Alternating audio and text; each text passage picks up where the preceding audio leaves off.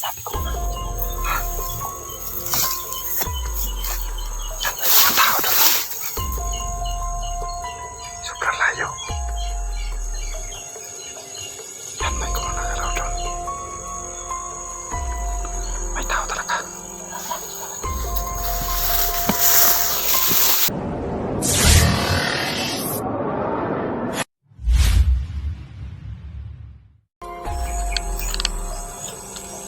Hello mga ka-idol, welcome back po sa channel ni Birds Life TV. So mapagpalang araw po sa ating lahat, no? Lalong-lalo na sa ating mga solid viewers dyan, sa ating mga supporter Luzon, Visayas, Mindanao, sa ibang lugar, Korea, Kuwait, Hawaii, kahit saan sulok ng mundo mga ka-idol, no, na nagsusuporta sa amin, no? Maraming salamat po. So yan mga ka-idol, no? Welcome back po tayo, no, sa ating exploration.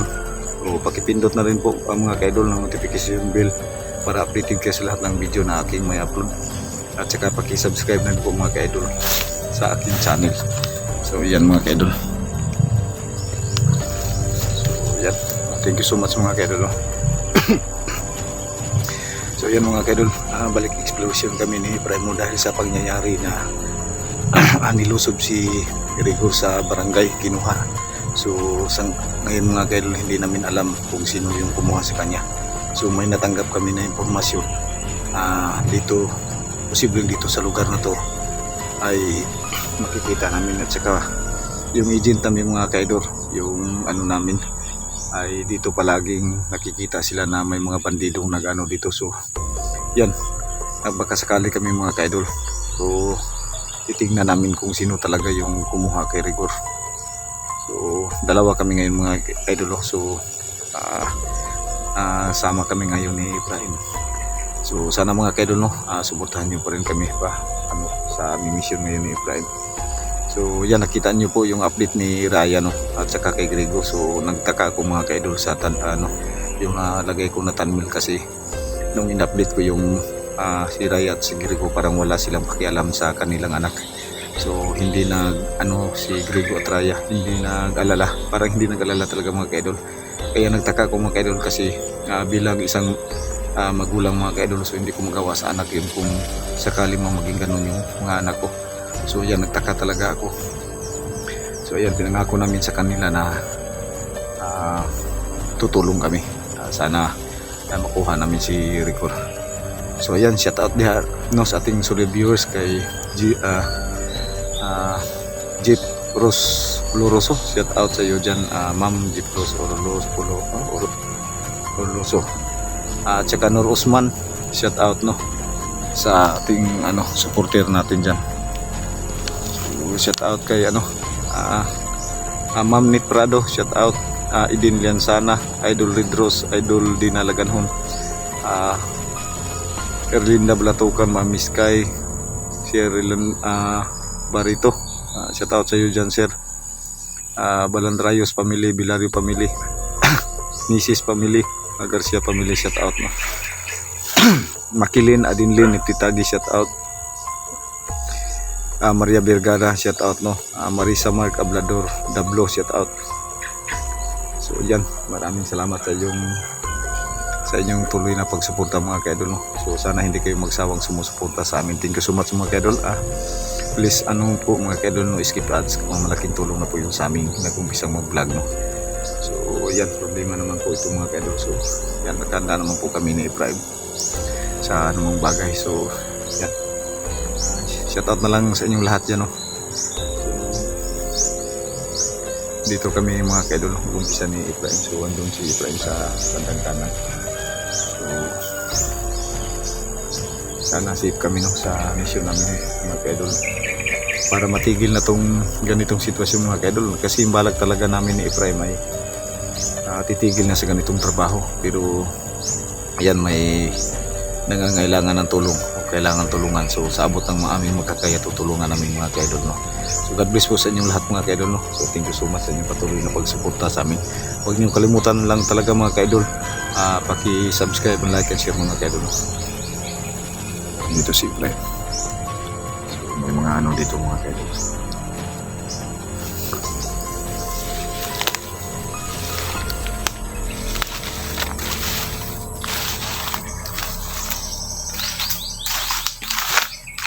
So may taniman dito ng ano mga kaidol, no? May taniman ng mais dito, malawak. At saka yung bandang gilid ay isang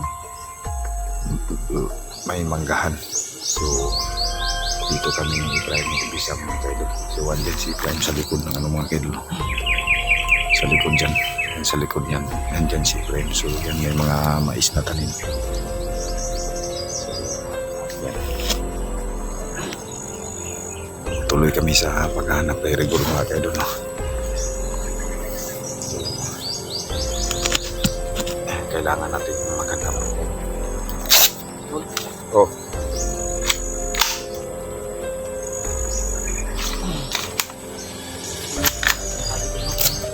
Ito palagi itong maghanap mga kaidol. So, sa ganitong sitwasyon dapat palagi tayong alerto, no? So mahirap na talaga mga kaidol pag nabihag.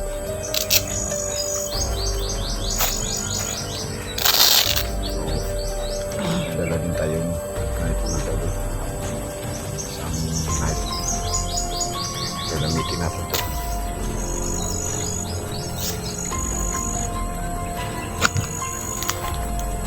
Ito mga kaidol, hindi tayo dapat matupiansa.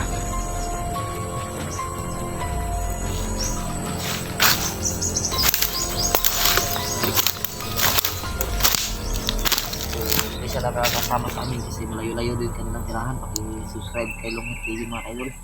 Isang malawak na taniman ng mais. Dala mo yung holy water sa bag mo tol. So andito, kumpleto tayo sa gamit ngayon. Yung punyan, dala mo rin. Dito rin. Tulungan dala sa mga importanteng bagay kasi makakalimutan natin mga kaidol.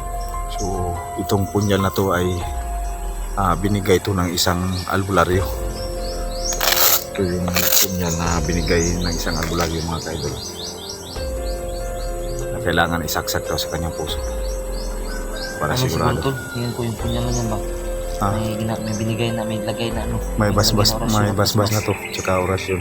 So kung sakali mang ano.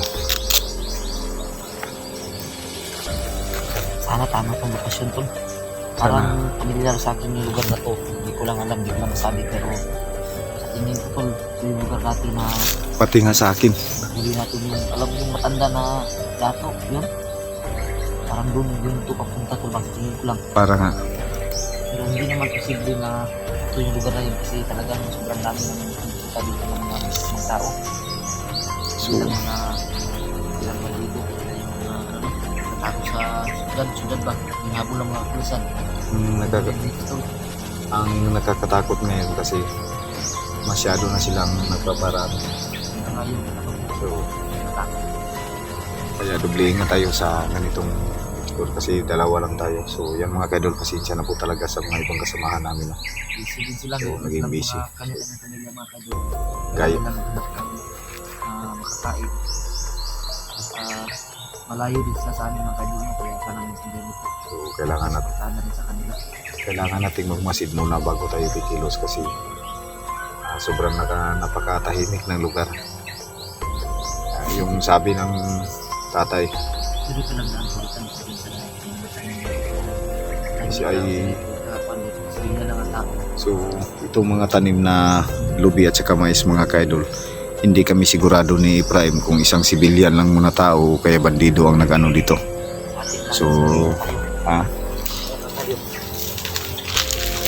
kailangan ng ingat, no?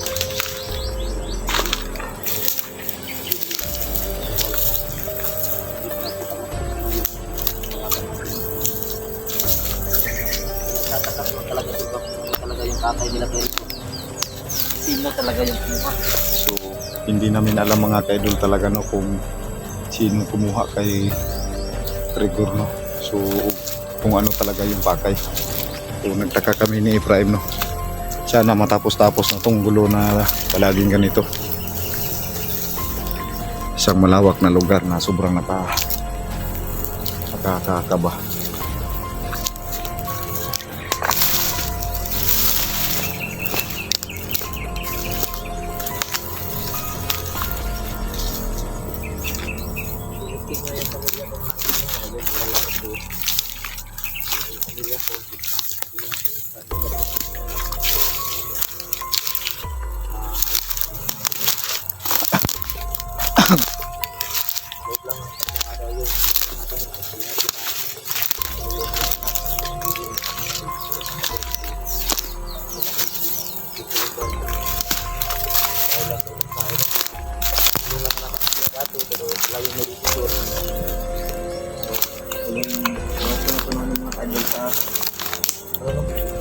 So, sila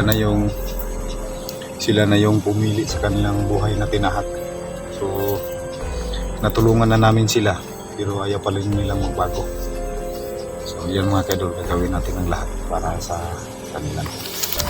So, papasok kami sa parang ano namang lahat.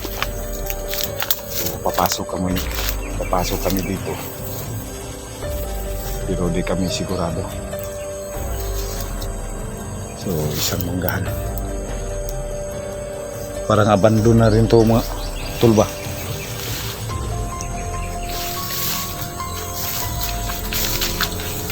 Ha?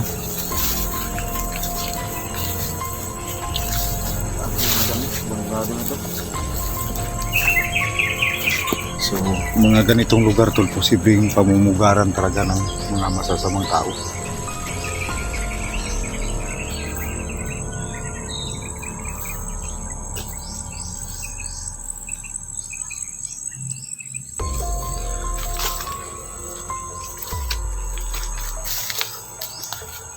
So, dapat palagi tayong handa dito.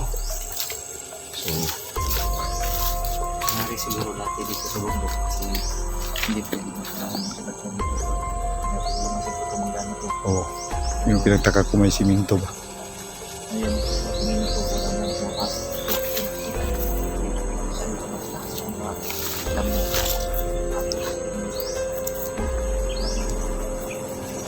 So, kailangan natin titignan yung paligid para sigurado tayo mga kadol. So, kailangan isang tignan. Ha? So, parang may mga bagong yapak ba? So, yan mga kadol. Bagong-bago pa yung tabak nila. So, posible. So, hindi tayo sigurado dito tol kung civilian ba o bandido yung mga dumaan dito.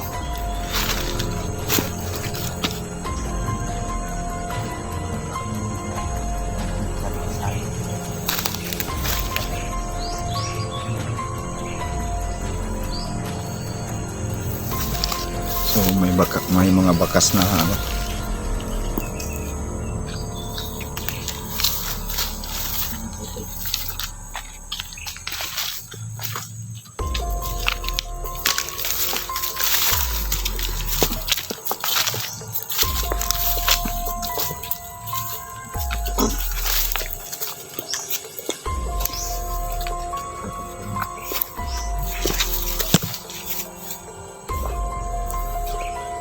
Yan. May mga bagong mga talim. May bagong isang ng boots. Yan.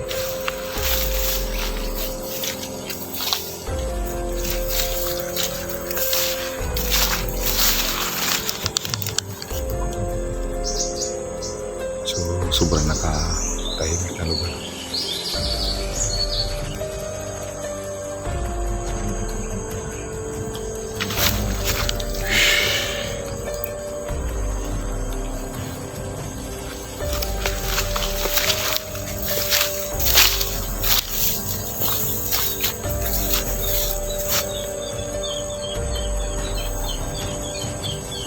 Boses na.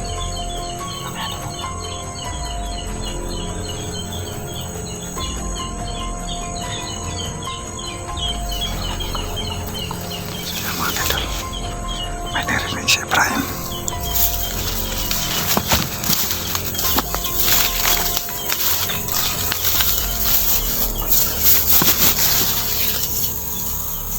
Sabi ko na.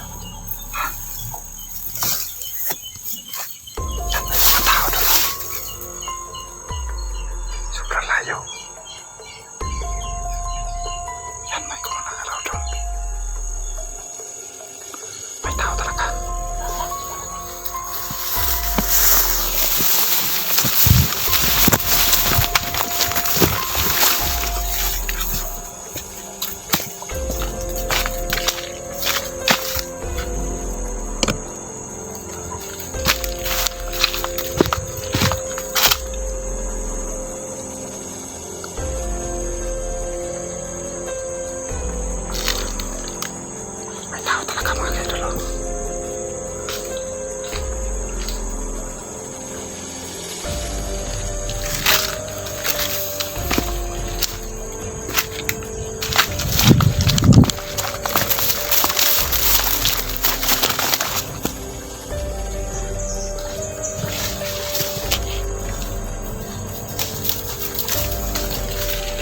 Tao talaga.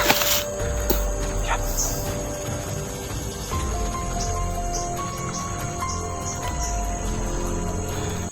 Sino kaya to?